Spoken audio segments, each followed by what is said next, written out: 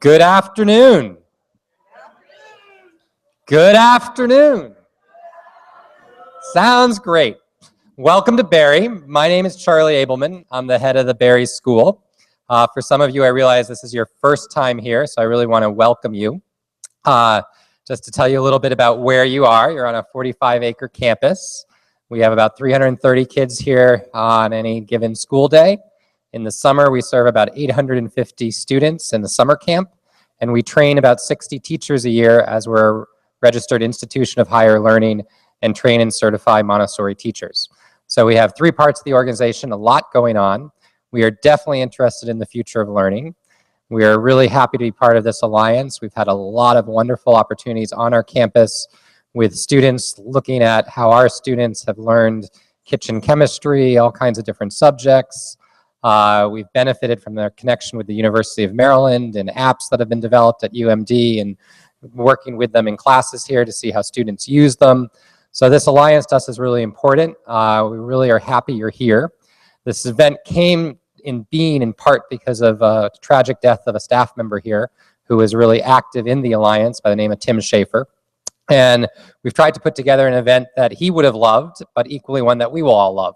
So I really want to hope that we have a great few days. Barry is the author of Peter Pan. That is why we are called Barry. For those of you that have read Peter Pan, you know about pixie dust. So if you think about taking a little pixie dust, putting a lot of passionate people together in the same place, you get the future of learning. So I really hope that in what happens today in our panel, tomorrow in a different kind of learning with adults and students learning together, that pixie dust and passion generates a lot of great ideas and energy for each of us in the work we do. So I really welcome you all.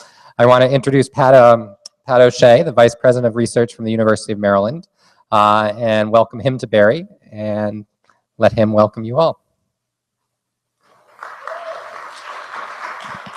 Thank you very much, Charlie, and thank you to the Barry School for hosting this event. So yeah, I'm the coach of the research team at the University of Maryland. That's why I'm wearing this coach's shirt here. And I actually discovered this completely by accident a couple of weeks ago where I was wearing this shirt and I went to pick up a pizza guy, and the pizza guy says, "You the coach?"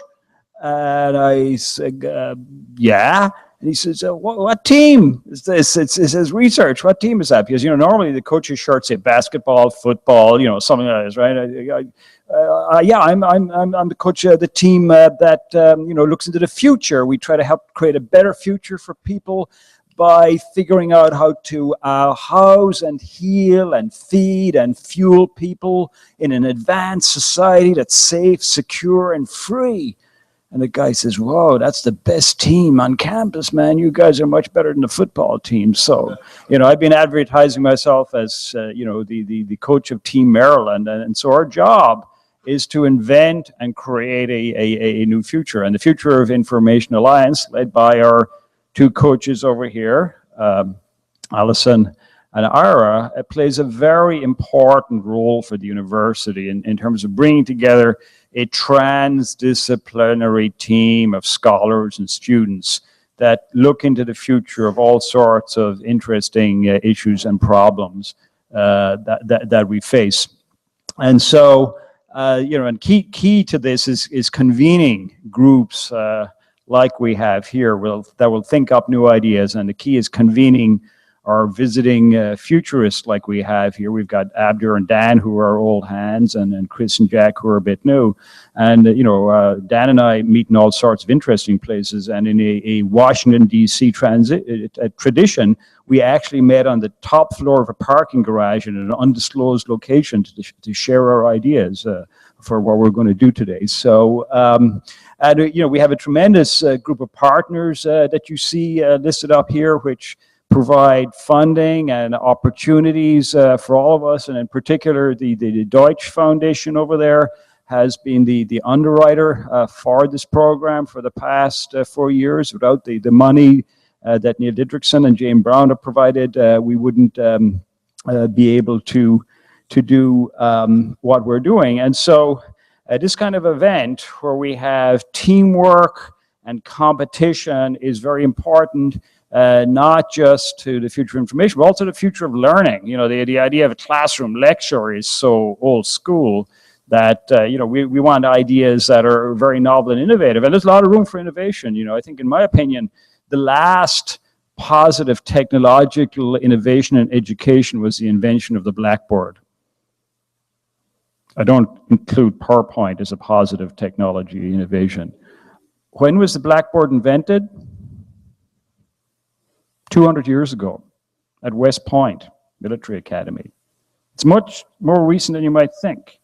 Prior to that, it was literally a lecture. Somebody read from a book and the students had little paper and they'd write it down, and that was it. So the idea of having this broad slate was a big, big deal. So it's been 200 years since there's been anything significant in the classroom. So I think there's a huge opportunity for you guys to be creative, irrational, relentless, and exuberant in terms of developing something new. And it's important to be, you know, creative and unreasonable, because progress is only made by unreasonable people. So I want you to come up in the next 24 hours or so with some pretty crazy, some pretty interesting stuff. Because, as I always say to Allison, if you bore me, I will spurn you.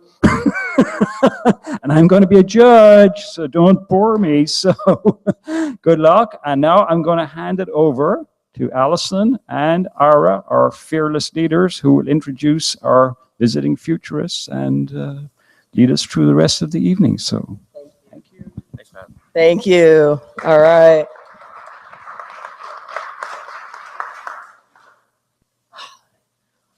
Well, thank you. Thank you, Pat. Thank you, Charlie.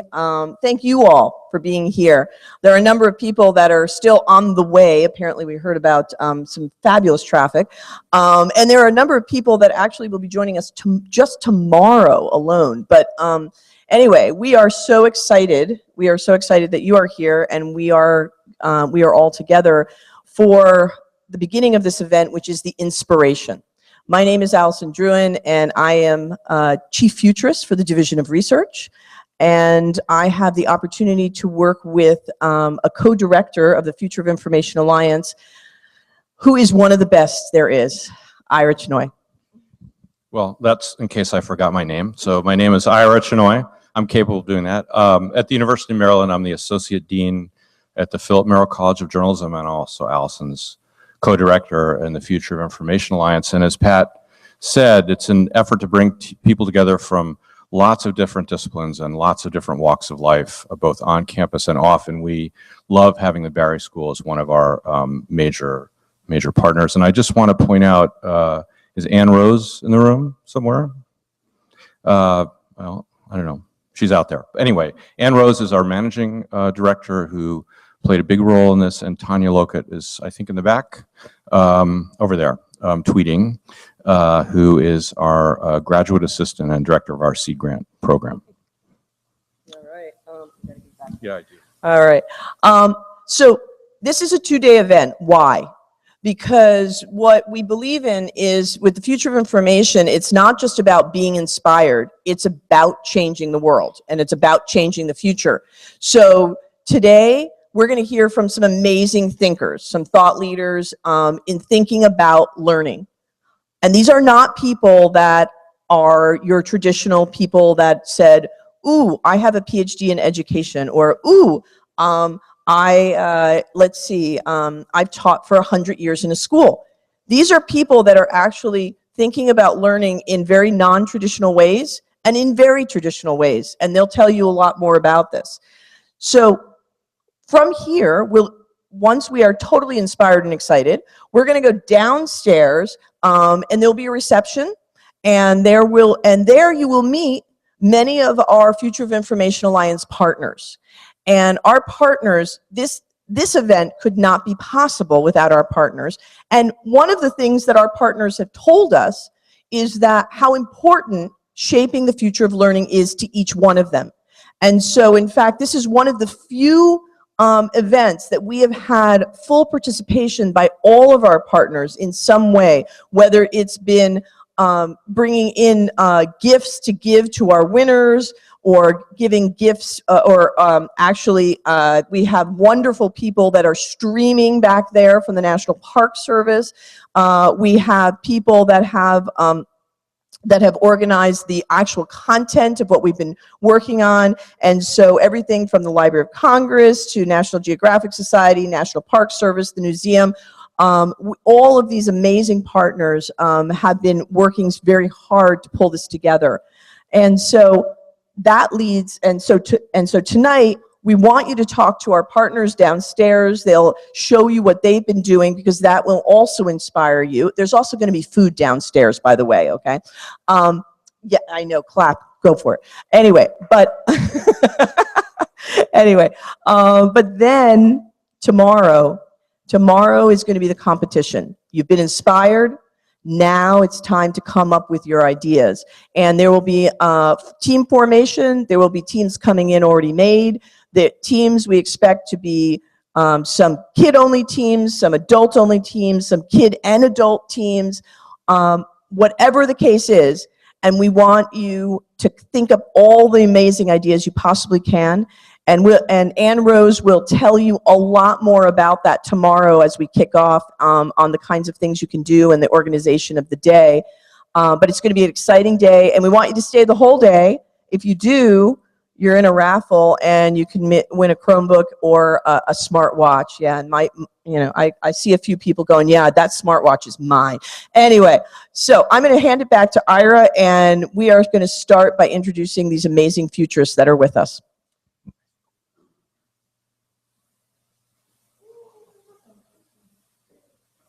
All right, so I'm going to introduce them one by one, these amazing people who've come. And we don't just call them speakers, we call them visiting futurists, because we can do that. So I'm going to ask them when I introduce them to come sit up here just until they're all introduced, and then to step down perhaps while the talks are being given. So the first person I'd like to introduce is Abdur Chowdhury.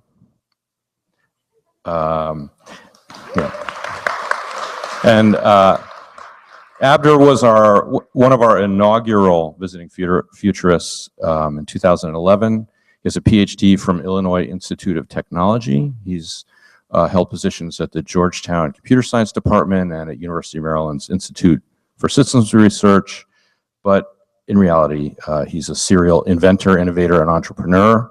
And that included founding a company called Surmise, which became part of Twitter back in 2008 when Twitter was in its infancy. How many employees total? 12. 12. Can you imagine? Okay, so one of 12 back in the day for Twitter. He was Twitter's chief scientist, working on search recommendations, extractions, data systems, and so forth. But he's really passionate about education. And so he went on to found the Alta Vista School in California, which is focused on STEAM education for kindergarten through the 8th grade, and never wanted to stop innovating. He also has a new company called PushD, and it mysteriously is described as working on contextual mobile applications, and I can't get any more out of him than that, so maybe we'll find out. Okay, next. Chris Fabian.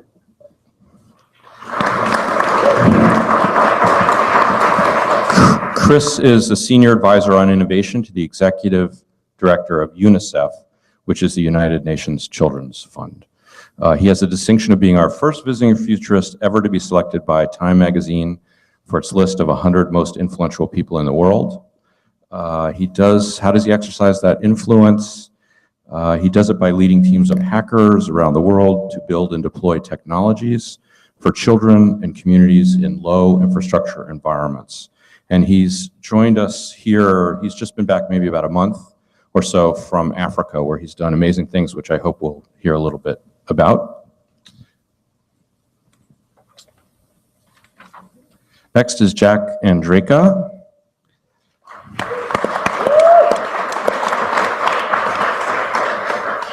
If Jack looks like he hasn't been doing whatever it is that he does for the last 40 years, it's because he hasn't. He's a high school student in Maryland, and he's also a National Geographic Emerging Explorer. At age 15, which was 2 years ago, Yeah, okay. Jack developed a novel paper sensor to detect pancreatic, ovarian, and lung cancer. The sensors cost 3 cents a piece, and they take about 5 minutes to deliver results. For this discovery, Jack won the top award at the Intel International Science and Engineering Fair, which is a big deal, very big deal. He's been honored by the White House, was featured on 60 Minutes. He's delivered a TED Talk, which has gotten 3.5 million views. He's a passionate advocate for open access publishing and was given the Champions of Change Award by the White House for his efforts. Currently, he's working on various environmental and medical projects and applying to college. Yeah, okay. Okay, so that's Jack. And finally, Dan Russell.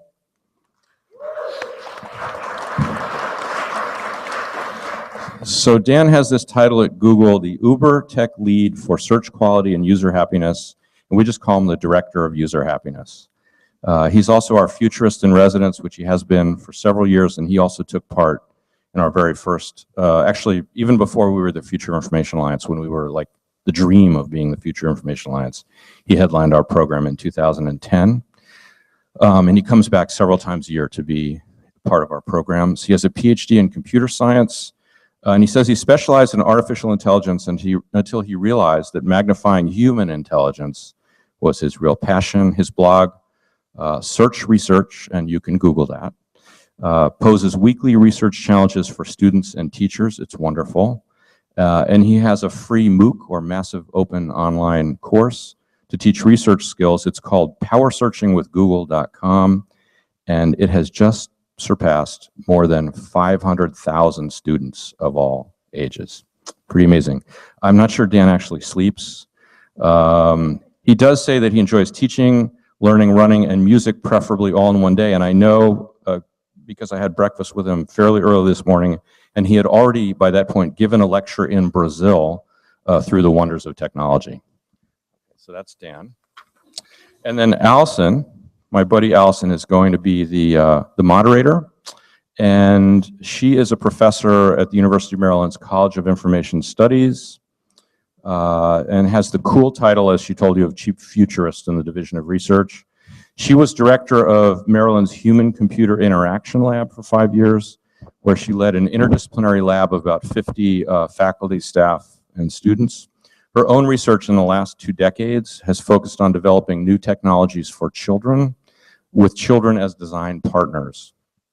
And with this team, she has developed new digital library and storytelling tools with such partners as the U.S. National Park Service, Sesame Workshop, Nickelodeon, and Google. And she's an avid tweeter. Are you tweeting right now? Okay. She's tweeting a selfie while she's a total multitasker. I can tell you that from working with her. And this is, most importantly, she's a Barry mom. I don't know, is Aviva here somewhere? Right there. Where's Aviva? Hey, Aviva. And also Dana, will be here tomorrow. So with that said, turn it back to you. Is this mic on? Hello. Are we supposed to be turning it on in here? I'm on. Whoa. Come away. Okay. All right. We can. Yeah. We can do that if you want. All right. So what we're going to do is, What's that? Okay, handheld for you. all right, handheld for me because I'm useless with my Madonna mic here. Okay. So what we're going to be doing is each one of our futurists is going to be giving a very short sort of futurist type of talk that's going to set the stage. And then we're going to sit around and we're going to talk. But between each one of their short talks, I'm going to ask them their first question, their first thing to do. If each of you had a question for the audience at the end of your little talk, okay, would you ask the audience one question for them to answer?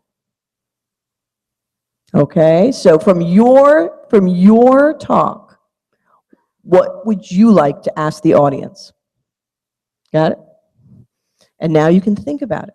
So we are going to be going in the order that you see these gentlemen. So we're going to start with Abdur, move on to Chris, then on to Jack, and then we will have Dan who will bat cleanup. And then we will have a lovely conversation between all of them. And that's when we expect all of you to have conversation with all of us, okay? Because this is about finding what you want to find out about from these amazing people, okay? With that, I will pass it to Abdur to get us started.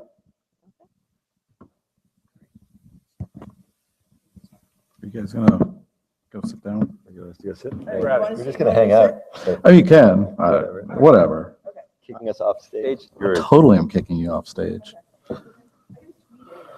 I'll hit the button. It gives me something to do.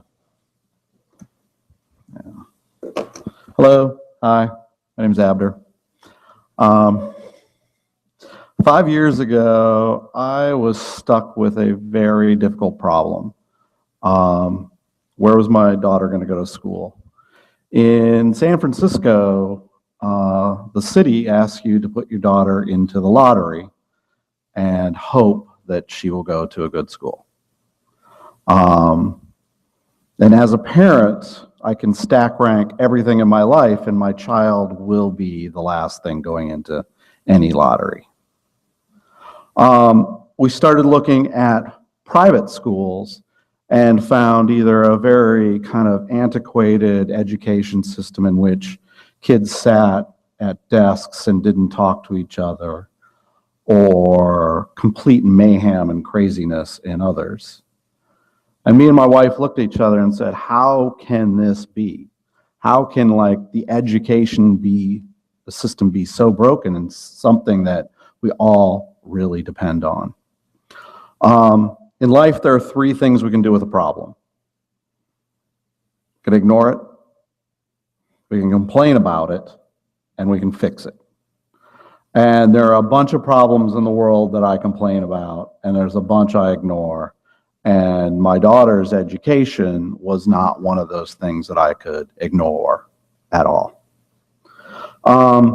So we came about this idea of starting a school, and we had three things that we thought were really important. And the first was that our daughter felt very safe at school. Wasn't anything about education. The second was that the teachers actually paid attention to our daughter and every other child in that school, because I don't care whether your name is Susie or John or Billy or what, you learn things differently. And if the teachers can't pay attention and have the time to pay attention to each one of us, then they can't figure out what the right way to teach X, Y, or Z to us. And this is crazy. Why is this such a hard thing to ask? And the third thing we really wanted was an education that our daughter and other kids would actually benefit and teach them how to be successful citizens in the 21st century. We found 7 other families that had the same feelings as us. And within 4 months, we had put together a school.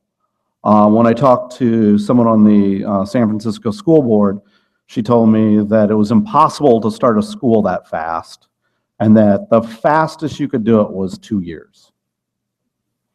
But I didn't have 2 years to solve a problem. I had 4 months.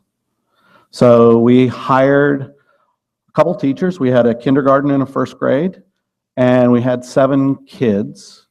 And by the end of the first year, we had 6 faculty and about 18 kids. And each one of the 7 founding families would go out. We'd do the tours for the kid or the other parents, and we would sell the school and our vision. And we did that every day and made sure that the stuff got into place. 5 years later, we have 170 kids, 38 faculty, and a 5-to-1 ratio of students to teachers.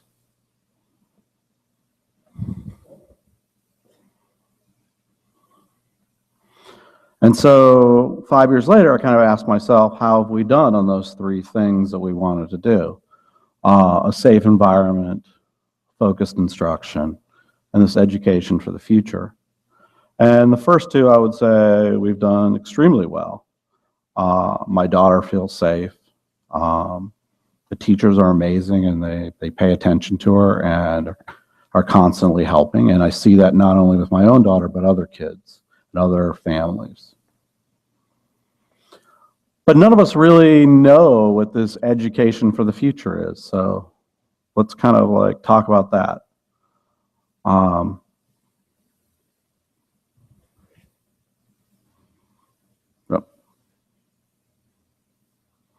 By the way, those first two things we took for granted and we didn't find in the schools.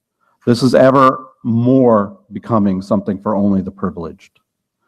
When we look at many of the public schools, their funding is going down. The number of teachers is going down, so the student-teacher ratio is going up. Safety, bullying, all kinds of other things are happening. And while we think those first two are the first thing as a parent that we expect out of our schools, they're ever becoming the thing of the privileged.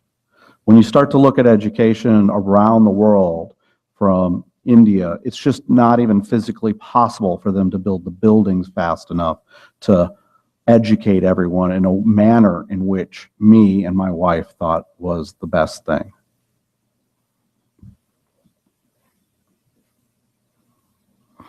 So when we talk about education for the 21st century, I kind of put it into three buckets. And the first is the humanities. When we study whatever we're studying it because of humans. We can't give up the arts. We can't give up studying history.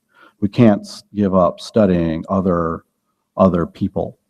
It is the foundation of who we are. And so we like to think about all these advanced topics, like I'm going to start our kids programming. But the reality is we can't give up on all the other things what we've always been learning. Critical thinking. Critical thinking I put into this new fad that we call STEM, science, technology, engineering, and mathematics. The reality is it's all about teaching about the physical world, but really asking a good question and actually measuring your progress as you analyze it. I think that this is a given. If you look at the trends in education today, you'll see that there's very little argument that growing our student body to understand science and math and technology and mathematics is just a fundamental. I don't think that there's any argument with this. The third thing, I do believe that there's a little bit of misconception in education, and that is around creativity. When I look at schools, like how are we actually going to teach creativity? It's often overlooked. When was the last time you thought about creativity in an 8th grade or in college? I'll tell you, my college education, there was no creativity until grad school.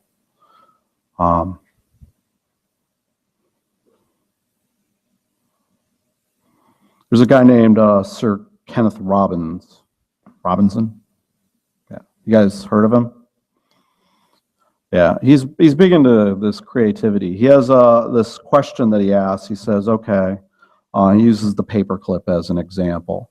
He says, you know, we give this paperclip to kindergarten and say, what is this? And this paperclip all of a sudden becomes 50 different things. You can pick a lock with it. You can make a little like creature with it. And all of a sudden, somewhere down the line, oh, by the way, it's also a paperclip. And his example goes, by the time they're in high school, you hand the paperclip and say, what is it? And the kid only can say it's a paperclip. And if that's true, then our education system is somehow stifling the way we think and our abilities to come up with better answers and better solutions to problems.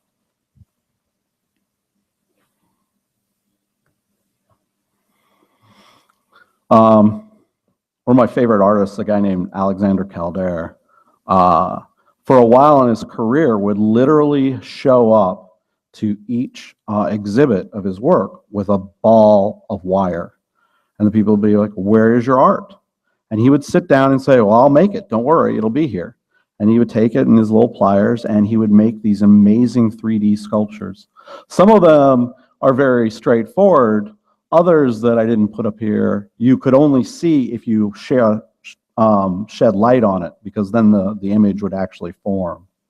It turned out that Alexander Calder was a traditionally taught engineer who just could not deal with like the regimen of engineering and had all this creativity inside of him. So my design challenge for you guys as you go through your projects is to really think about, how do you measure the creativity of the people using your solution? Is there the thing you're building only one thing, or can it be used 50 different ways? And how are you going to start measuring how you're increasing the creativity of the people using this learning solution? And with that, I will leave you with a couple pictures of our school. Questions? Okay, so is your question, how do you measure creativity in learning? Yes. All right. Okay. All right. Who wants to answer it? Who wants to answer? Well played. Watch out, because I'm gonna get. Yeah. All right. Picking. I love science fairs, and that's a really great way of being creative and exploring your world. So I think that we want to lose whatever it takes to do it and start learning the scientific process. So measuring the increase in the number of kids Participating? Not winning, nothing dramatic, just It's about the process. Okay. Cool. And actually, I realize that I'm supposed to be handing a microphone for action.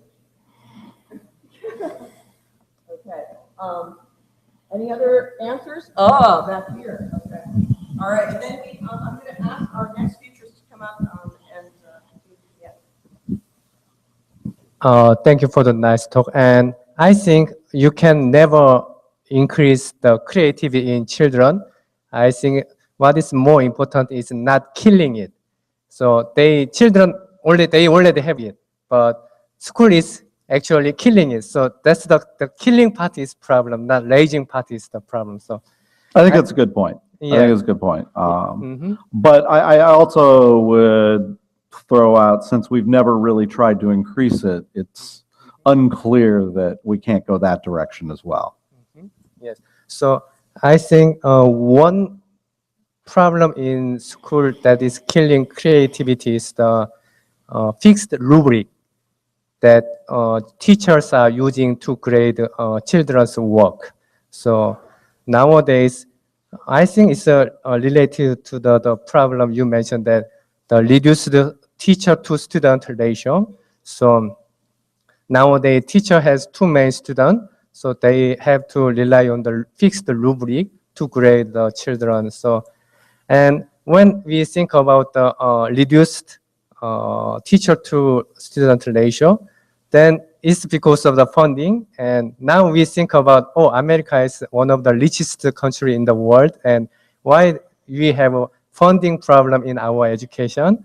And it can be reduced to the tax problem, I think. In my opinion, it may be the rich people does not pay enough tax to support education. So I think there is a... I think the money's there, it's not being applied. Thank you very much. Okay. But there's a lot of other issues, especially with the public schools. There's a good book, The Economics of Education, that you should read. And it's shocking to try to tease out where actually all the money is going. All right. With that, let's all thank Abdur for opening up our conversation. All right. Next up, Chris Fabian. I'm going to talk really fast because I don't have a lot of time, so I'm sorry for that. But if you want to have more information about this stuff, just check out that secret blog over there on the second line. What I'm going to say is that basically the problems of education around the world, education is broken everywhere in the world. It's just the degree to which it's broken is maybe a little bit different in certain places. This was a girl that I met about a year ago in eastern Uganda in Moroto, and her name is Lucy, and she was in the side of the road with a panning for gold. She was 16 years old. And we stopped the car and we got out and started talking to her, and I didn't expect that she would speak any language that I spoke, but she actually spoke English pretty well. And we asked her, "What are you doing panning for gold on the side of the road?" And she said, "Well, this is my job." And she had dropped out of school 3 years before because she needed to do this. She made about $10 per month panning for gold. Okay, sort of sad story. I said to her, "Well, what does gold look like?" And she said, "Well, it's a little piece of thing and it looks like a seashell." She said it in English. And I said, "Well, there's no seashells, there's no ocean anywhere near Moroto, anywhere near eastern Uganda." So Lucy had gone to school long enough to learn that metaphor, to learn how to make that analogy, to learn what that was, and she still ends up by the side of the road panning for gold and not in school and not doing anything that has any dignity at all. And that's just a crime. That's not okay. It's not okay in 2014, and it wasn't okay 100 years ago or 200 years ago. But this is the same problem that we see around the world, and it's very explicit here in Lucy's case, but you see that we're not providing environments that give anybody access to opportunity and access to choice, except for a very, very privileged few. And so I just want to talk for a few minutes about maybe some ways to construct a world that is a little bit different from that. This is Africa. This is electricity availability in Africa, so 365 days a year, 24 hours a day. This is mobile phone coverage. And this is about 4 years old. There's a lot more purple now. And what you actually see is that this is formal infrastructure. This is where governments have built stuff. And this is where people and commercial interests have built things because people need a mobile phone and need this phone, this basic phone that can send a text and make a phone call, right? But its battery lasts like 15 years on one charge. It's amazing. But people need this so much that phone infrastructure has way outpaced traditional infrastructure. So that's kind of interesting. And one of the things that our team tries to do is work in that space between the formal and the informal and see how we can make things that help people who are depending on that type of communication network live their life better, have access to opportunity. And another thing that's really interesting is that we know that water is something that every human has access to, right? If you don't have access to water, you're dead. So when people say, well, does they have access to water? No, they have to, otherwise you're dead. Increasingly, you see that people have access to mobile signal. 98% of the world is covered by a phone signal, and people have the same behaviors towards phone signals, towards communications networks that they do towards water. So you'll find that people, if there's not a signal, like in my house in New York, I'm on AT&T, sorry guys, really bad signal in some places. I have to walk to like a window with my iPhone and hold it next to that window. But in Malawi, you'll find that people know which hill to stand on to get that signal. They know where the water point is, where the electronic signal is for their communication. And people are starting to adapt to a world where they know that somewhere right around them is this thing that can change their life. And that's really important as we're thinking of how we can create a changed world. This was right near where we saw Lucy and talked to her. This is in Moroto town. And over on the right-hand side is a water point. So you go and you pay somebody to give you a little bit of water. It's clean water. It's great. And somebody makes some money and you get your clean water. And there was the road. And on the other side of the road, there were 2 solar panels. And there were some guys selling electricity from those panels to charge phones. And that wasn't there 2 years ago. That's there right now. Things are changing really, really quickly, which means that we can, as humanity, take on a problem as big as the problem of education being broken everywhere together now in a way that I don't think we could have before. So one of the things that our team has done is try to build systems that allow people to connect information into vital services using a basic phone, using a dumb phone, which is really actually a very smart phone in a lot of ways. And in Uganda, we have a system that was built in Uganda in the innovation lab called U-Report. And U-Report lets a kid send a text message and get an answer back. Those systems can map the answers on a screen. The government can see what people are talking about. It can make legislative change. And in Uganda, we have about 250,000 kids, which is a lot more actually than WhatsApp has users in Uganda. 250,000 kids who've made legislative change happen by having their voice be heard in real time and having the adults and decision makers be able to see them. And because we're constructing that conversation and it's a two-way conversation, you can actually drive change forward because everybody knows how frustrating it is if you're a kid and you're talking and you're protesting and you're making your voice be heard, but nothing's happening. And there has to be a way to link that to action. And UNICEF is a nice place to work sometimes because we can do that. We can link it to the news and the media, and we can put members of parliament up there and ask them to respond. And it's done things like stopped banana plague, because you could just say to kids everywhere in the country, do you see banana plague? It looks like this. Do you see it on your trees? And they write back, yes or no. And suddenly you have a map of the whole country and you know where banana plague is and you can stop it. because you have access to information. The same system in Nigeria reports on every birth. So every birth that happens in the country is reported in real time by text message.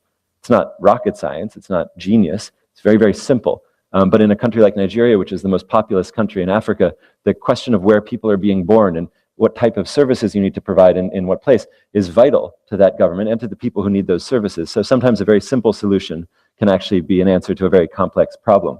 And in Nigeria, this is what the screen looks like. You can actually go and look at this if you just Google online Nigeria U-Report. You'll see the public website, so that's a map of Nigeria. It's got 120,000 kids who are sending in messages all the time, and you can see what they're saying, and you can see the kind of conversations that they're having in real time. And that's incredibly powerful. That was launched 8 weeks ago, this system, and it has 120,000 users already, which is not bad for user growth in West Africa. So that's all the background. The story is, about 6 months ago, we saw the beginning of the Ebola outbreak, even a little bit before that, if you were watching carefully. And one of the things that we know is in these three countries, Liberia, Sierra Leone, and Guinea, one of the biggest problems is lack of infrastructure and lack of information about what's going on. Our team, which is about 70 people around the world, many of them in innovation labs in places like Zambia or South Sudan or Uganda, was asked to see if we could help with the Ebola outbreak and help by setting up systems in an emergency that could allow kids in Liberia, Sierra Leone, and Guinea to start to respond, to ask questions, and to have information loops where they could get information that could save their lives or could help their communities. And so that's the poster that you see all over Liberia. This is me from whenever I was there in October. You have to take your temperature every day and write it down in a notebook, and you have to take malarial pills so you don't get malaria, because malaria is not the worst thing in the world, but if you get a fever in a place where there's Ebola, not very good, because you end up going to a hospital, and your chance of then actually catching something much more serious is pretty great. So our team went to Liberia. We brought a bunch of the best technologists I've ever worked with in the world, some great designers and project managers, and we went and set up shop. And one of the reasons information is so important in Liberia, this is a newspaper in Monrovia. So this is a guy on his morning commute with his kid, and somebody else has this stand, and every morning the guy writes the newspaper headlines on this stand, and people who walk by get to go and see the newspaper. And that's not a very fast-moving type of communication. That's not a communication that lets you really interact with anything very quickly. And so this is what we're up against if you have something that's a disease that's moving as quickly as Ebola was, and that's the type of information that you're providing. You know, there's a lot of road to travel. This is the National Ebola Control Center in Monrovia, and this is a letter that we got. One of the nice things about working with UNICEF is that we actually are able to work with ministries, with governments, and so there were a lot of actors, a lot of people working in Liberia when I was there in September that were trying to do things, but everybody was trying to do these little small efforts. And one of the things that our organization can do, because we work with these governments at a big level, is get the Minister of Health to say something like, all mobile phone companies will work with this weird guy, Chris, and his team to provide these systems that let kids access information. And that was kind of nice. And so we had a system that works in Uganda and it works in Nigeria, and you can send in a text message and get an answer about a question that's important to you, and we can see that all on a map. We had that, but it didn't work in Liberia, because you can't just take a solution from one place and plop it down in another. And this is very true with education, whatever that is, learning. You can't just take a solution and without adapting it, expect it to work. So these were a bunch of kids from West Point, which is a neighborhood in Monrovia, and we brought them all together on like the second week that I was there. And we said, so guys, why don't you help us build out the system that would mean something to you? Because if we ask you the questions from Uganda about banana plague, does that matter to you? And they're like, no. And so we're like, well, what's important to you about Ebola? And they're kind of trying to give like the adult answers at first. They're like, it's important that we don't touch dead people. And I'm like, you guys are kids. Do you actually touch dead people? And they're like, no. And I'm like, okay, so what's actually important to you? And this girl's like, well, she's like, I can't get a new boyfriend. I'm like, what is that? Why not? She's like, because you got to stick with your old boyfriend, because you don't want to get a new one because they might be sick. And that's terrible. And I'm like, okay, well, that's fair. So what else is important? And you actually, by working with people in a particular area, and you can actually find out what's important. And it's not the stuff that UNICEF thinks. We're way too old to know what's actually important to like a 14-year-old kid in Monrovia. So we sat with them and we designed a bunch of questions and designed a bunch of language pieces that would actually mean something and make sense. And so it's hard to see, but this says Ebesling, E-B-E-S-L-I-N-G. I still don't really know what this means, Ebesling. I kind of do. So I was like, so what, okay, you can't get a new boyfriend. What else is important? They're like, well, we can't hang out. And I'm like, okay, well, how do you guys say hang out, like on text? Like, how do you write that? Do you write hang out? And they're like, no. I'm like, okay, well, how do you write it? And they're like, ballin', I'm like, okay, so what's important? No ballin'? You're like, yeah. And then one's like, and no Ebeslin. I'm like, what is that? They're like, well, that's hanging out. I was like, I don't really trust you guys that that's a word that I'm going to put in a text message to you because I think you're messing with me, but I'm not sure. However, so like spend a week of time with some kids, build up a whole bunch of questions, a whole bunch of dictionaries of language that they use, and you actually get a system that, those are some of our nerds, that our nerds can make work. So this is Evan and Stuart, and they're there in our office in Liberia. And they're working every day with these kids and building out a system. There's Evan with a bunch of flyers. That actually works. So you can, in Liberia, text whatever 7333, and you'll get a message back from it that says, hey, welcome to U-Report. You're now a U-Reporter. Send in your views. What do you think about this? And whatever. And then we took that out and we said to the kids, can you sell this? Can you actually sell this information service where you can get a little piece of information like, what's important to you? Oh, it's really important that school is out and I want to go back to school. And that was one of the things that really surprised me with the first set of questions we asked, was that the most important thing, 70% of the respondents in our alpha user group, which was tiny, it was like 200 people, 70% of them said the most important thing to them was that there wasn't school. The government stopped school because they didn't want kids to get infected, which is actually not very smart. If you think about the way that Ebola spreads, it's a hard disease to spread, and in a school you can at least control that people are washing their hands and you can see if somebody's sick. So, but anyway, this decision was made to stop schools. But if you walk around the streets, you see these informal schools everywhere. This is when there's officially no school in Monrovia, but this is a bunch of kids sitting around, there's a teacher teaching them, because you actually can't keep people from learning. And that's what you saw when you saw what the polls were saying, when you saw what these text messages were saying, but it's actually what you saw in real life too. So we went around with these kids and they were like selling the system to everybody and talking to other people. And what I kept hearing when these kids, they're 14, 15, 16 years old, are trying to sell a system for text message-based question and answer, which sounds very basic, right? But for these kids, this is Google, this is the internet, this is their access to a world that's bigger than them. It's their access to something outside. And it's the first time anything through a machine ever says something personalized to them, which for us is very boring and gross. Like those shoes follow you around. You look at shoes in one place and it follows you around on Facebook and everywhere else. And you're like, keep those shoes away from me. And that's very personalized for us. But for a kid in West Point in Liberia, they've never had that interaction with information, where this big information that was always somebody else's can be personalized to them. And so when they were talking to other people, they were like, you can get any answer you want through this. And that wasn't quite true. That's not what I asked them to say, but whatever. It sounded good. It was like a great ad sale for the system. And suddenly it became about how kids could help other kids get access to information. And I think that that's the first step of whatever this reform of education that we're talking about is. It's not about something very complicated. It's about a path to opportunity, to an opportunity to have what you want in life, to ability to make choices. And it starts with information. And so I'm not sure what that looks like in 15 years, but I'm pretty sure it doesn't look like the schools that we had 15 years ago. This is the U-Report site in Liberia. This is from this week. We're still in alpha. It has about 780 users. It'll be 10,000 by the end of the month. By the end of 5 months later, it'll be 50,000 people who are on this, which will allow every kid in Liberia to be able to share views that they have, to be able to find information, and to be able to connect to things that are really far outside of them, things that are as far away and as aspirational as the idea of Lucy getting to a place where there's seashells. And that's really powerful, the ability of technology and the future and this change to transport and to teleport us.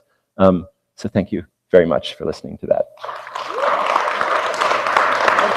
Your question to other people. So my question for you guys is a group question. Can everybody raise their hands first? Everybody raise your hand. Just get those. Okay, come on. There's some people who aren't, and there's always cheaters. Okay, everybody raise your hand. Thank you. Put your hands down. That's not the question. Question is, who's a teacher here? Who's a teacher? Okay, great. Give a hand to the teachers. These guys are awesome. Okay, who's not a teacher? Who wants to? Yeah, no, I know that. That's everybody who didn't raise their hands. I can do that. Who, of the people who did not raise their hands just now, who wants to be a teacher? Any kind of teacher. Okay, and that's a problem. That's my question. All right, Chris. Off. We're going to move on to our next futurist. Jack, join us. All right. And is this what I did?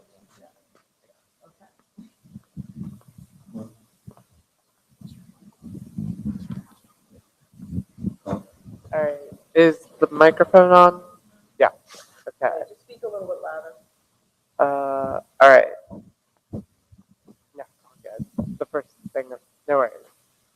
So I suppose my story really began when I was 13, when a close family friend who was like an uncle to me actually passed away from pancreatic cancer. And when the disease hit so close to home, I knew I needed to learn more. So I went online and I found a wide variety of statistics on pancreatic cancer. And what I found really shocked me. You see, 85% of all pancreatic cancers are diagnosed late, when someone has less than a 2% chance of survival. And as I dug deeper, I found an even more troubling statistic that the current test is a 60-year-old technique. I mean, first off, it's older than my dad, but also it costs $800 per test and is grossly inaccurate, missing 30% of all cancers. And because of this, your doctor would have to be ridiculously suspicious that you have the cancer in order to give you this test. And so, armed with 8th grade biology, I set out to try and change cancer diagnostics. It was a bit lofty of a goal, but I was going to try and do it. And that's when I found what a sensor for pancreatic cancer would really have to look like in order to be effective.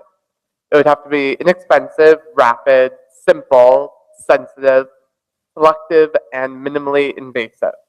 And I was looking at this criteria, and I was like, all right, I can probably do this. And so I kept doing more and more research, and that's when I found why we haven't updated our sensor in over 6 decades.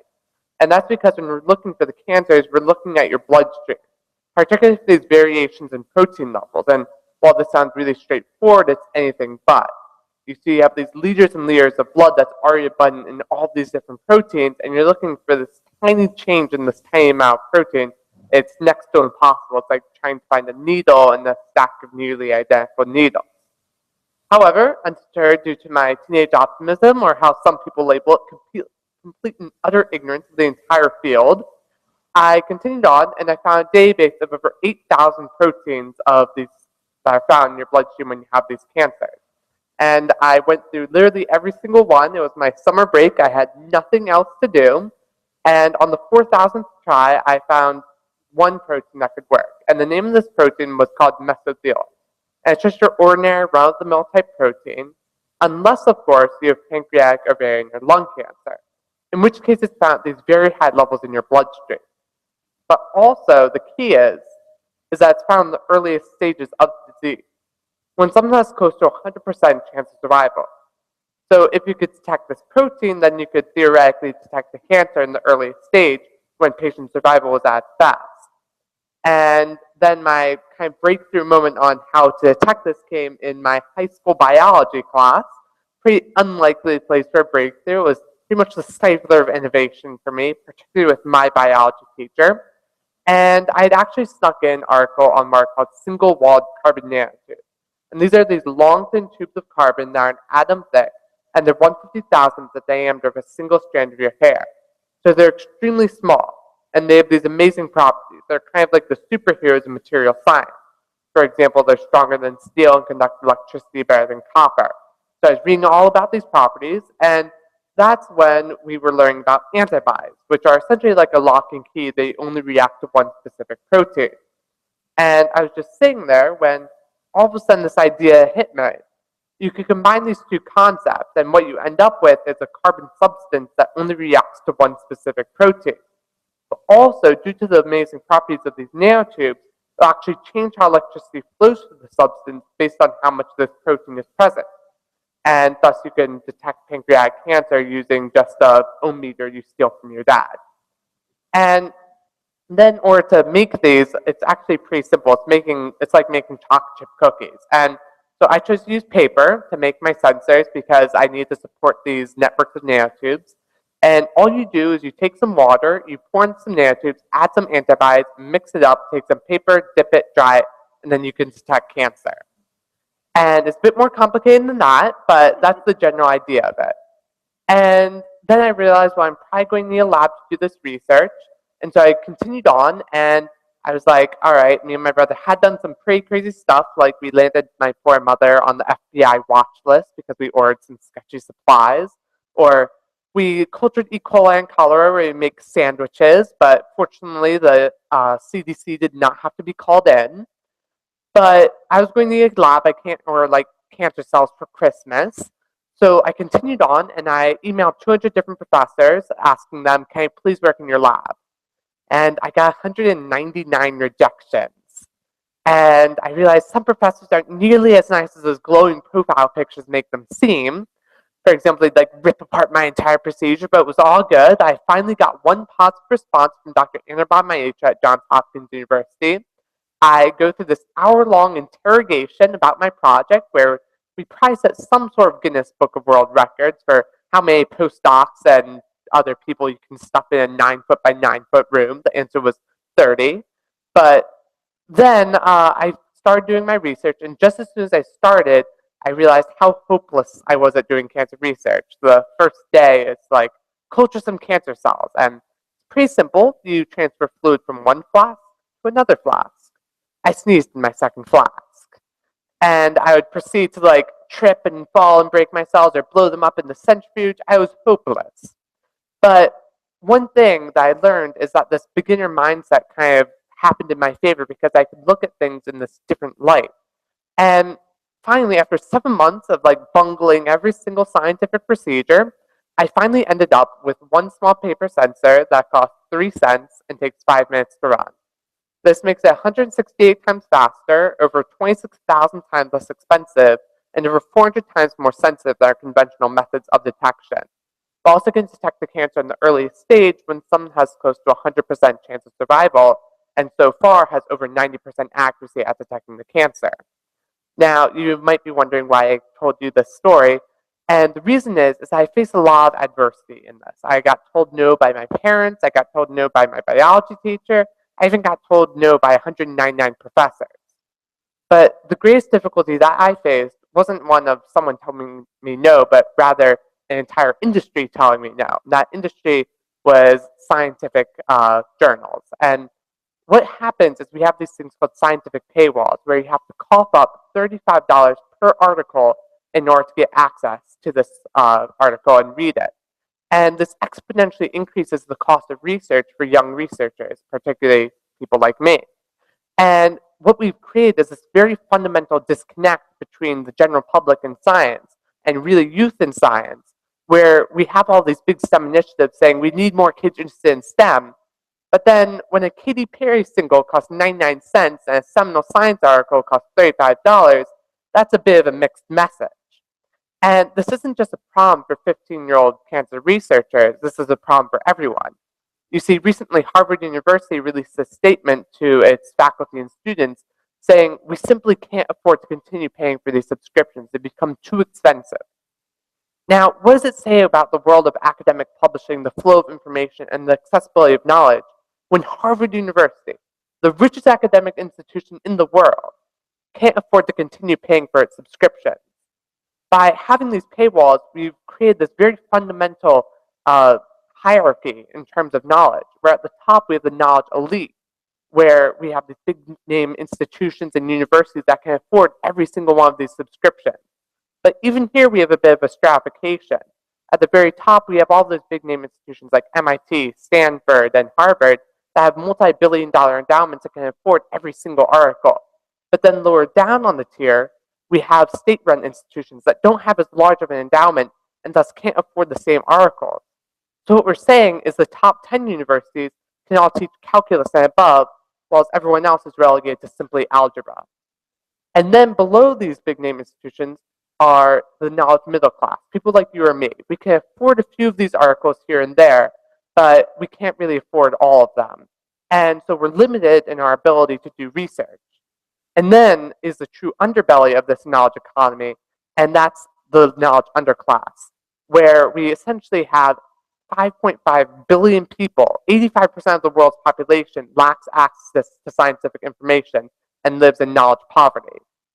And so what we're living in is a knowledge aristocracy, where only 0.008% of the world's population, those are the only people who can access this scientific information. That's like taking 80 people off the street of New York and saying, you guys are the only ones who can access information, everyone else, too bad for you. And then we have 85% of the world's population who lacks access to information whatsoever. But imagine if we could live in a knowledge democracy, where what you look like, age, or gender doesn't apply. Whether you're from Cambodia to China, from Malaysia to Mexico, whether you're a billionaire or living on less than $1 a day, you'd have the exact same access to scientific information. Because science shouldn't be a luxury and knowledge shouldn't be a commodity. It should be a basic human right. And the minds of the people must be free, and that means the minds of everyone, not the minds of select few who can afford these articles. So my question to you is, if a 15-year-old who didn't quite know what a pancreas was could find a new way to detect pancreatic cancer, just imagine what we all can do together. Thank you. Woo. Okay. All right. So how do we answer that question? What was this question you just asked? So just imagine what we can do. I mean, I was just some like random, clumsy 15-year-old, and somehow I He's created random. this. Yeah, he's not random. I'm sorry. You're not random. And so imagine if we take down these paywalls, everyone can have access to information regardless of where they come from. And then we're tapping into 5.5 billion more people who can help us innovate and come up with the solutions to education. Ah, okay. So what's the question to them? So how What- do we do that? What do we do? Okay, wait a second. Here. What I personally believe is maybe we can use the internet. I mean, look how big of a success Wikipedia has come. I mean, with just a bunch of people who have no time on their hands making this huge knowledge empire. And maybe we can do this with scientific journals as well, maybe, like use the internet. Yeah, so, but one of the biggest problems is trying to make sure, because a lot of these journals have copyrights on a lot of the journal articles, and so we have to figure out a way to somehow make the journals want to give up those journal articles to people. Okay. We have one more answer over here, and then we can bring up the next slides. Great. Ira, is your thing not working? I'll just yell. So anyway, these days, like it's actually social media that's changing the way publishing is happening right now. If you go to things like academia.edu or ResearchGate, you actually start seeing, academics. By the way, we don't get any of this money. I'm not seeing $35 per article from me. I write these articles for free. I review these things for free. So it's not coming to me. It's actually coming to like big publishers like Elsevier and Taylor Francis and all that. So the big revolution that has to sort of occur is almost basically every one of the academics has to put a draft version of their paper online, which is sort of what I've been doing right now to promote open access. And a lot of times it depends on the copy and then whether or not you even have the open access. But it literally has to be like, well, not literally, figuratively, every academic choosing to do this because with the whole Aaron Schwartz thing, when he released all those papers from MIT, from JSTOR, I mean, the hammer came down. So the big issue has to be like enough people putting their papers online in a social network access in that way. I mean, we do that all the time. Do it. All right. Okay, thank you. All right, and we hand it off to Dan Russell. Thank you.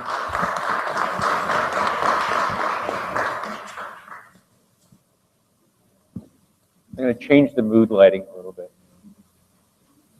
There we go. So I want to talk. Someone overrode my light. He's trying to turn off the lights. Okay. Yeah. That's up. That's up. Okay, now you want to turn it down. Yeah. There we go. One more. There we go. Okay, I want to talk a little bit about the future of information, students, education, learning, and anything else I can get in 10 minutes. And I'm going to start by basically giving you the idea that information is going to be coming to students fast, okay? Information is going to be coming to students large. It's going to be coming in a changing style. It's going to be incredibly diverse. It's going to be split across multiple resources, multiple points of entry, multiple points of access, and it's going to be intrinsically social. Now, let me unpack that. What I mean by fast is that the frequency with which information comes to you will go up tempo. In particular, it's not just that there's a lot of stuff out there. It's not just that there's large compendiums of it, but the rate at which it is growing is increasing. The first and second derivatives are positive. Okay?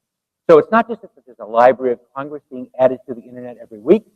It's 1 this week, 2 next week, 4 the week after that. You see where this is going? Okay.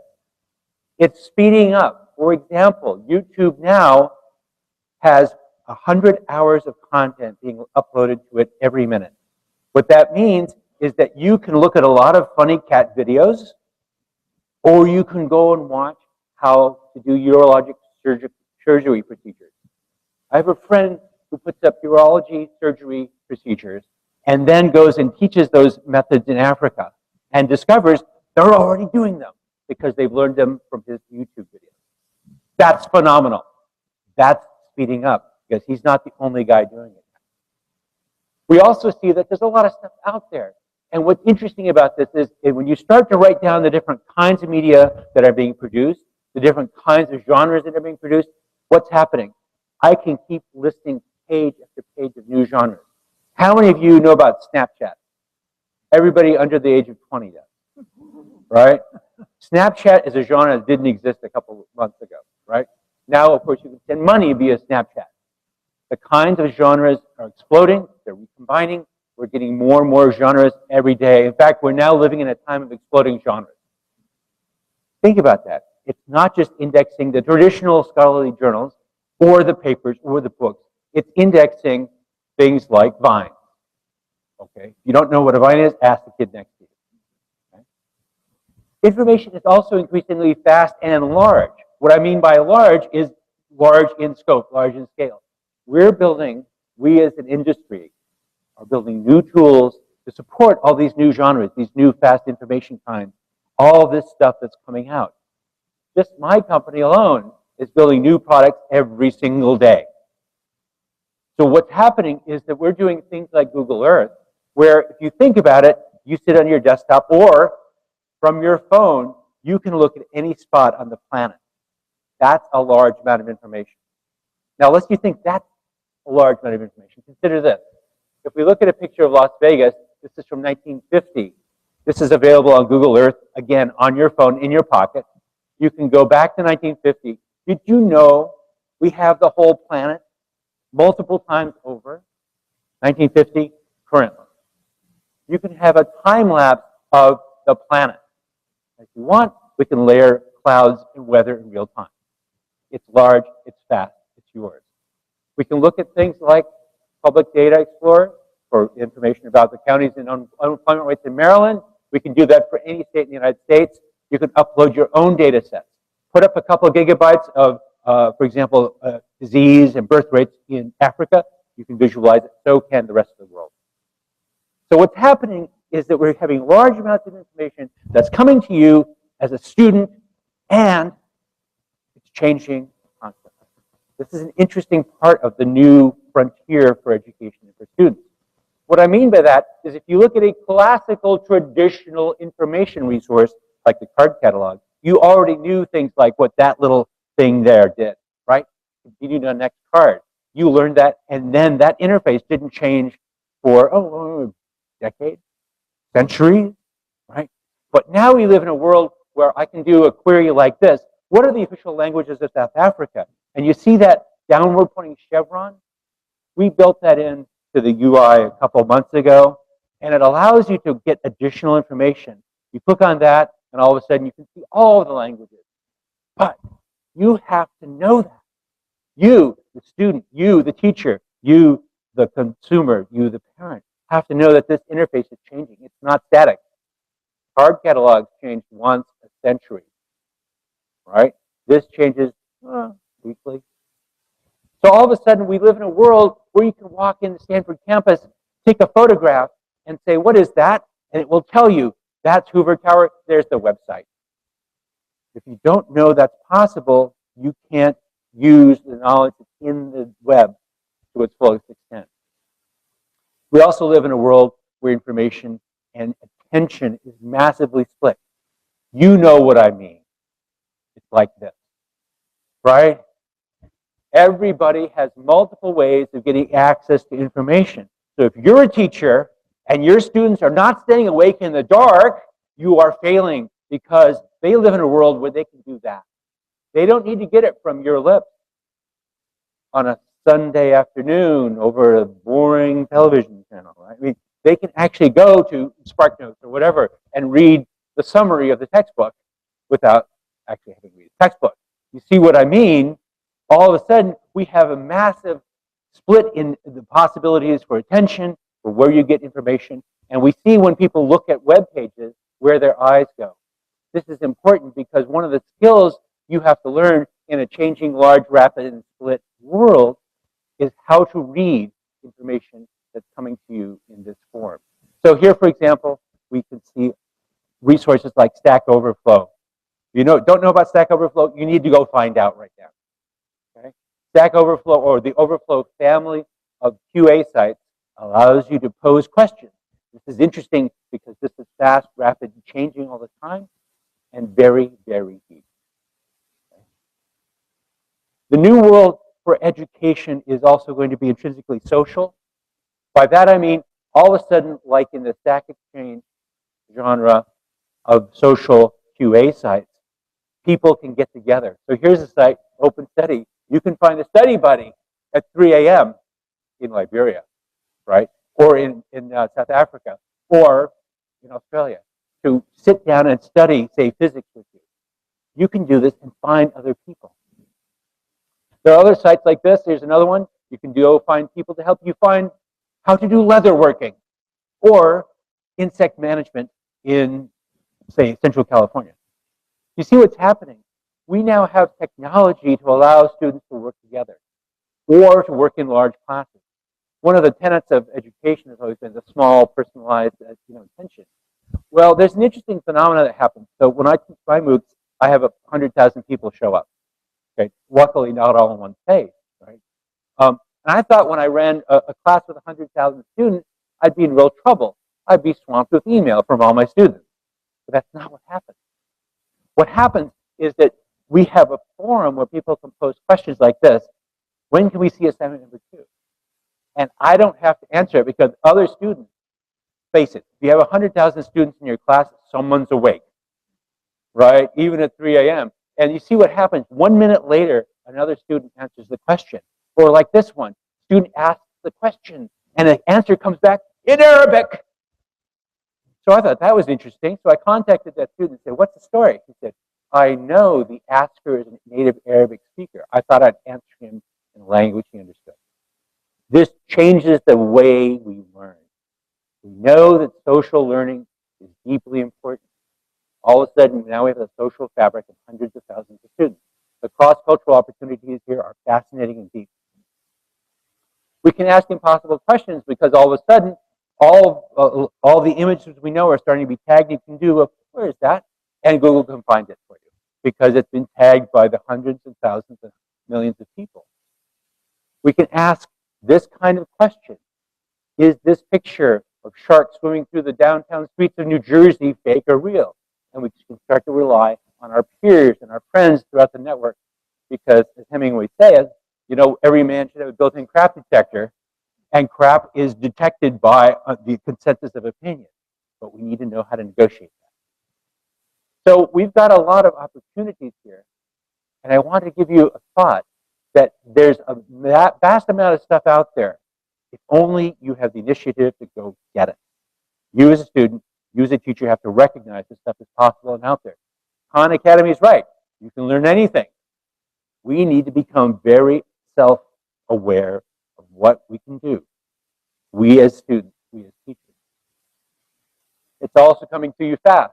It's coming to you large, changing, split, and social.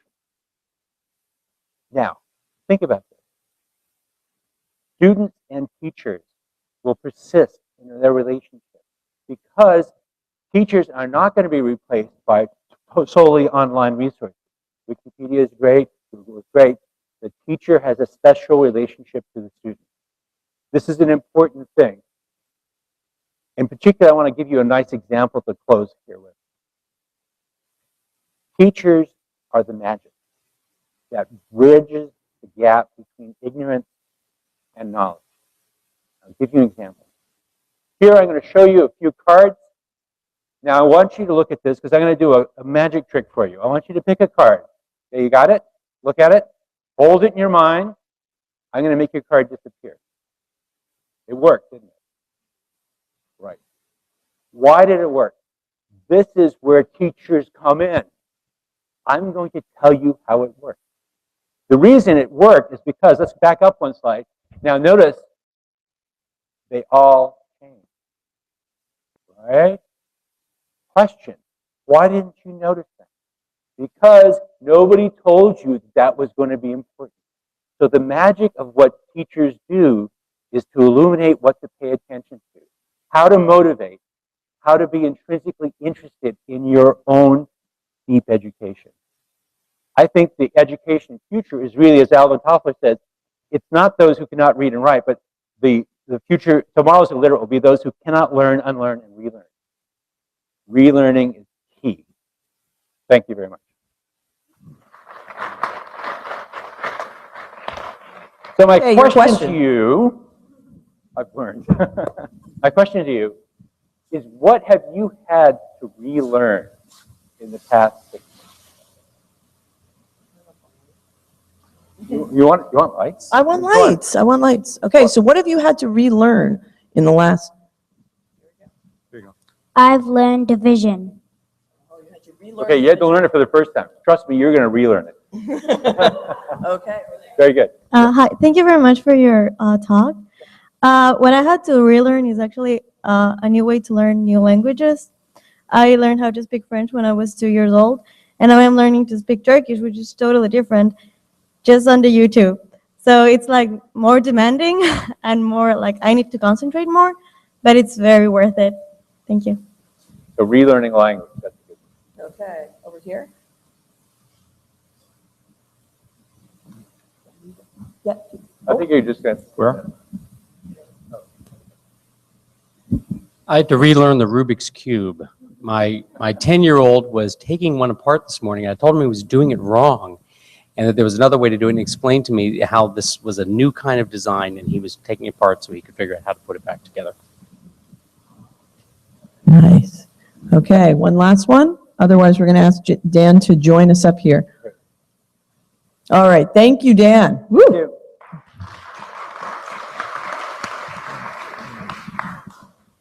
Okay, I'm going to start with one question for our panelists, and then I'm going to open it to you for any other questions you might have to ask any of these folks. So, as you know, tomorrow, there's going to be a lot of people competing for some big prizes, okay?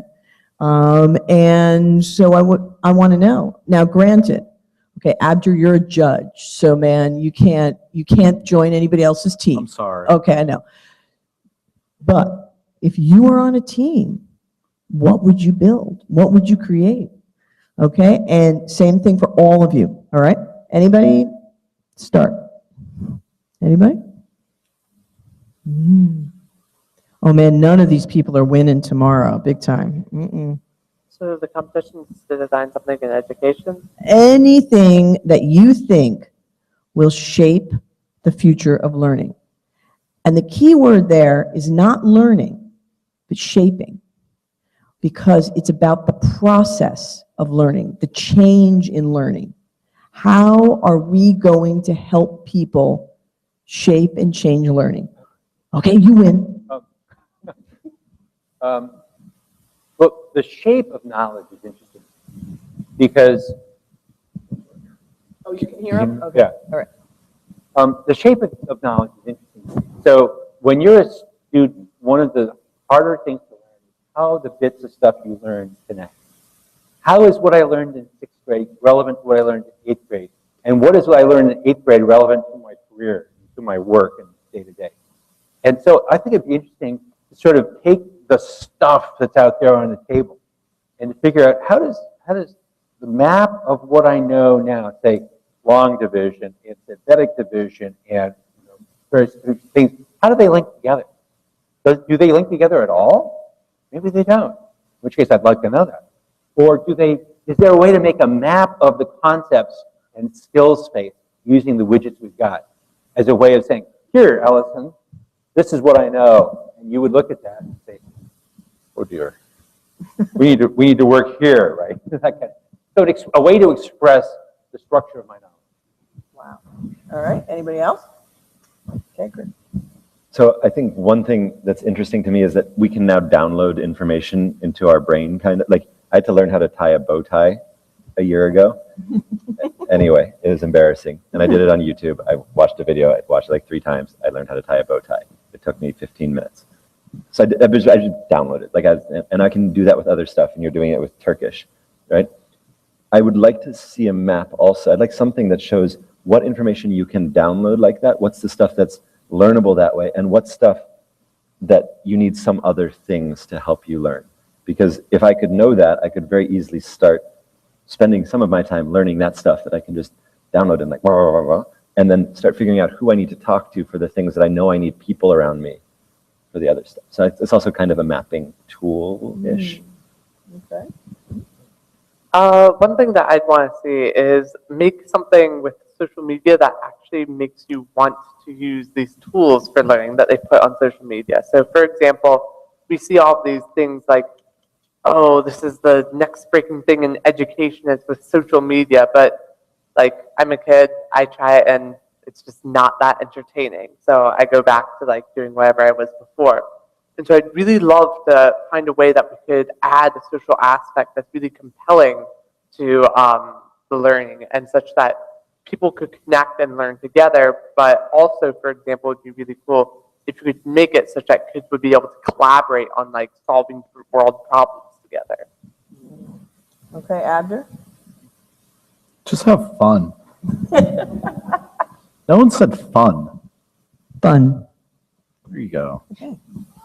There you Just go. pulled out, like, have fun. Have fun. All right, questions for our panelists. Okay, all the way in the back. Okay, all the way in the back. We one there, and then we'll give you it after her. Well, I have so many questions, but I'll start with one. I'm just wondering, when you do become more creative, or when you're challenging yourself to do new things all the time, there's a certain exhaustion that also comes with that I don't think we talk about. I mean, because you fail all the time? Well, not just that, but when you're making new things, there's a learning process, and so you're making yourself do all this stuff, and it's rewarding.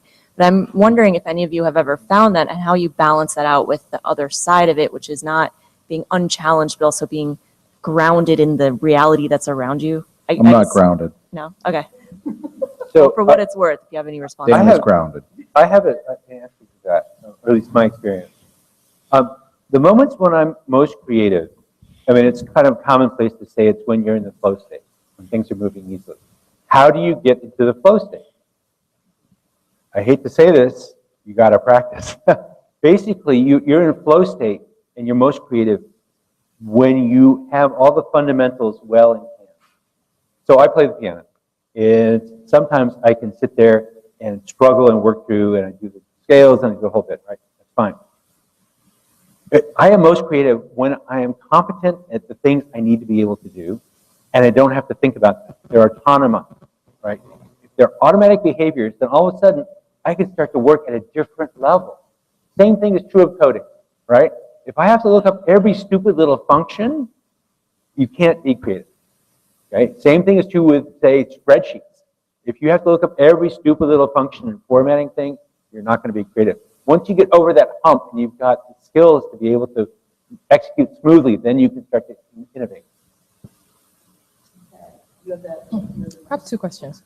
First of all, please, can you tell us how you did the card trick, please? Because I fell for it every single time. The card trick you had on your presentation. Yeah? The card trick. The disappearing cards. Oh, the cards. Sorry.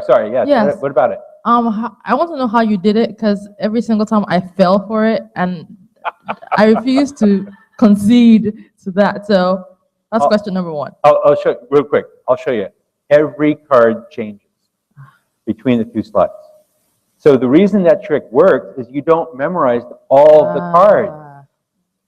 Okay? So now I'm the teacher. I'm saying, pay attention to this. This is important. Right? That's what a good teacher does. Is that he will or she will inspire you and say, this is really what's important. This is what you need to know. That was fun. So my second question is, so my background, I'm Nigerian, I grew up low income.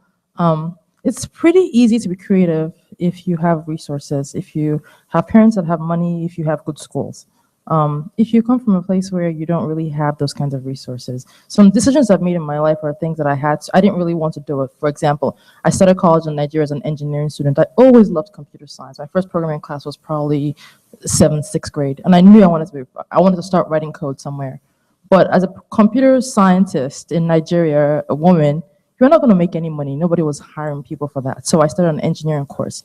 I got lucky and I came to the US on scholarship, and now I can do computer science because this society actually supports it. So how can you be creative? How can you even think about being creative if you're not even allowed to think that way? You can't survive. I think constraints force you to be creative. Yeah, I think that the most, I mean, so all of my friends, in San Francisco, come to me with this existential despair because people aren't creating cool stuff in the Bay Area right now, really. Like, sorry guys, but a lot of it is like, here's a new app to help you find a restaurant that's cooler than the ones your friends are going to faster than they can, and da-da-da. And so I have a lot of friends who kind of with me have made companies that are interesting, and now they're like, ooh, what do we do?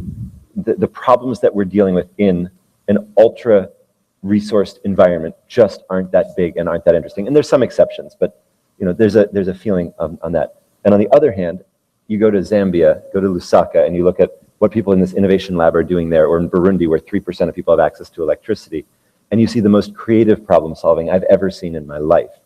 You look at Kenya, where mobile money really started. I mean, it really took off in Kenya, and M-Pesa, the mobile cash transfer thing, has about 95% name recognition across all Kenyans. Literacy, age, everything notwithstanding, and people can transfer money from phone to phone, and that's something that we're just getting here. So I actually think that the places that have the most constraints and the places where the problems are most present are actually where the most creativity is happening. Barney? I had a question about teaching not how to do things, but maybe right and wrong stuff. So who's using the newer technology to teach things a little more esoteric, not how to do something or how to learn something specific, but maybe a moral lesson? This sounds like you, because you had to learn all this stuff from basically no knowledge. How'd you do it? I just use Google and Wikipedia. Like, it's pretty, if you're interested in something and driven, then you're going to try and go out and learn it. And with freely available resources, you can definitely do that, I feel. But it's a matter of being able to access those resources, just like you said, especially, for example, at my school, it's this low-performing school. It doesn't have the best socioeconomic stats, and so a lot of the kids are struggling just to have food on the table, for example. However, one of the coolest things is when you pose a scientific problem to them, they can still come up with a solution. And I think that by tapping into that creativity and just having kids do something that they're passionate about and care about, you just have to find a problem that they actually want to solve.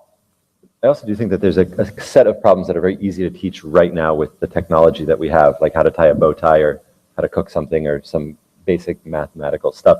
And then they're like, how to be a good human being, which is a much harder thing to teach. And I don't know that we're very close to that, but I mean, there's a whole other class of things which does need more relationships and a thicker net and more nodes and more stuff going on before you can even start to think about teaching it. And I don't know that we're that close to delivering that type of stuff. Jason? Okay, I just want to say, we are seeing more creative learning in places that are non-traditional school structures. Okay, and so what you're seeing is in the charter school movement, in the private schools movement, it's sadly enough, it's where people are not being constrained by what we're saying is standards, and we're trying to standardize learning when it's not. So behind you guys is a giant PowerPoint that says "Shaping the Future of Learning" challenge. And so all those words, like I kind of know, like I know the word shaping. I'm like, oh, mold, and I know what the future is because it's not right now. It's like ahead, but it's that word learning that always trips me up because it's like, and I'd like to know just from the panelists, like what do they think learning is? Because everyone has kind of a different definition, and that way we can understand like what are we shaping then, because if we don't sort of think about from each of your perspectives or even the perspectives of this room what exactly learning is, then I have no idea what we're shaping. So I'd like to hear what the panelists think about that. I would say that for me, learning is being able to have enough knowledge about a certain subject that you can apply it to solve a certain problem. And I guess that would be my best definition of learning. Anybody else? I just think it's life. I mean, you don't stop learning. It's just never over. The more you learn, the more you can appreciate, the more you understand, and it just keep going.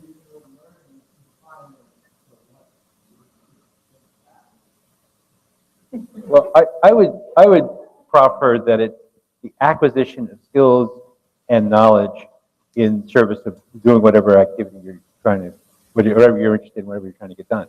So it's the change in state from not knowing a skill, not knowing a piece of knowledge, to the state where you actually have that. That's the learning process. I can give you a neurological explanation if you're really interested in terms of serotonin and dopamine and stuff. Let's not go there, right?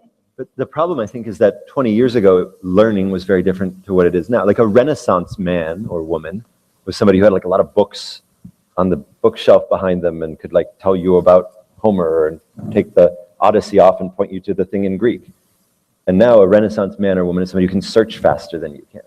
So what you had to learn in order to be that person 20 years ago and what you have to learn now is different. So I even think that one of the reasons it's hard to define it is that it's also changing, and it's changing in this weird diagonal shear that is hard to pick exactly what it is, and it'll keep changing. All right, Chris, over here. Hi, Chris, the sound guy. Hopefully everything's working okay.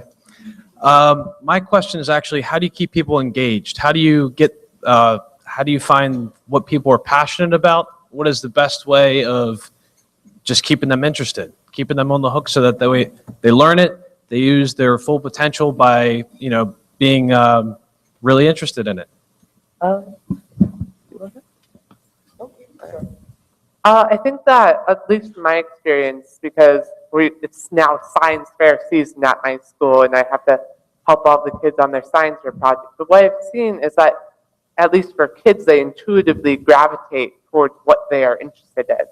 So if you're interested in public health, then you're going to naturally gravitate towards that, versus if you're interested in computer science, you'll go towards that. And this is beyond science. This is also with really any field, I feel. I have one while we're waiting for someone else to raise a hand. Dan, you've talked about the importance of being a lifelong learner, about search, lifelong learner, about learning to learn, basically, but the big question is, how do you equip people to do that? This is my mission in life. That's absolutely right. Part of what I was trying to get across is that the world we live in is changing constantly, and the rate of acceleration is increasing. So how do we become them? Right? It's a little bit like the motivation question, If I had the key to that, I'd be the world's best teacher. And and I know that there are teachers who are inspirational, motivational, and there are those who are not that, right? And I try to be an inspirational, motivational teacher, but I honestly don't know. I've seen teachers who are despirational and demotivational, and for the life of me, I cannot figure out how to fix it. So, it's one of these things that I think is really magical about teachers, because there are teachers who can do it, and there are students who can do it, and there are students who fall into the murky middle, and they're not interested about anything, and I don't know how to fix that. I really don't. Great teachers, call me, please. Any other thoughts up there about how to equip people? You're teaching kids K through 8. How do you equip them to want to keep learning when they are, at your advanced age? I think you should ask our teachers. I brought 2. John? All right, have a microphone. John's on the spot, and then we'll go. I have one here. Did he run out the door? I think he ran out the door. Right here. No, I found him. He's right here.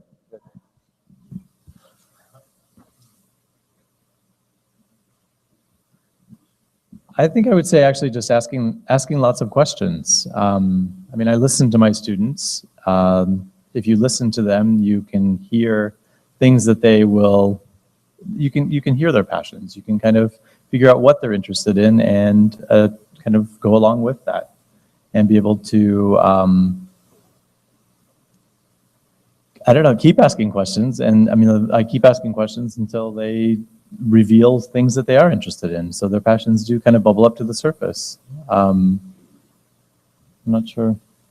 But there are passions that do not lend themselves well to fulfilling the California state requirements to graduating from high school. How do you work with students like that? Wait, could you repeat that? There are some passions that students have. Excellent, have a passion. This kid needs to pass the math section. And the passion for football may not do that, right? And yes, I know there's statistics in football and all that. But I guess the question is, how do I get a kid motivated in something that they're not intrinsically motivated in, that they need to know? My question kind of Ginger has an answer to that. It Go ahead. goes to that, and I'm sort of blown away in trying to hone in on one question to ask you guys right now. But how do you deal with the existing institutions that are barriers? Because you have these enclaves of innovation that are doing wonderful things. I keep thinking about what you said, that one solution is not adaptable to a different community because you then have to sort of create it. So right now, we're in a point where still the vast majority of students of educational systems are structured according to disciplinary boundaries and very old hierarchy standards. How do you get buy-in into a system like that, whether it's through Wikipedia, these sort of open access developing ideas, but still, you have your students, but then are they going to go into a university that accepts those particular requirements that you fulfilled? How do you work within an existing system since we're in sort of a transitional phase? So I know for me, I hated learning language. I was like, oh God, Spanish class, you are the bane of my existence. However, then my perspective got changed when all of a sudden my friend told me about this really great house that's at this college I want to go to where you have to speak German, and if you speak German, then you get to have s'more night and watch Disney movies. So putting it into terms that motivates a kid, motivating a kid, and showing how it applies such as a step towards having them actually want to do it. For example, like on my science fair stuff, and with all my scientific research, I didn't want to learn statistics, but I had to learn statistics in order to do it. And it was a requirement for me to be able to achieve that. And so I had to teach myself statistics. And so when you give kids motivation, when you show how it fits into the bigger picture, then that's really when that motivation starts to spark. You just have to put a motivation or incentive that kids actually want to work for. Learning as a tool. Yeah. For the bigger, okay, yeah. So what we're talking about is learning as a tool to move to the next thing that you want to do. And whether it is, whether it is building the next great chair or building the next great school, it's amazing. So I am going to have to end our general session here now so that I can invite you all to go downstairs and have some food and some conversation and to learn more about what other people are doing in shaping the future of learning. But please do thank our visiting futurists here and for a great conversation. And again, we want to thank all of our FIA partners for making this happen, and we look forward to tomorrow when we start the competition. Okay, thank you very much. All right, and Anne, how do we get downstairs? Oh yeah, downstairs. There we go. Okay. Good job, Chris. That was great.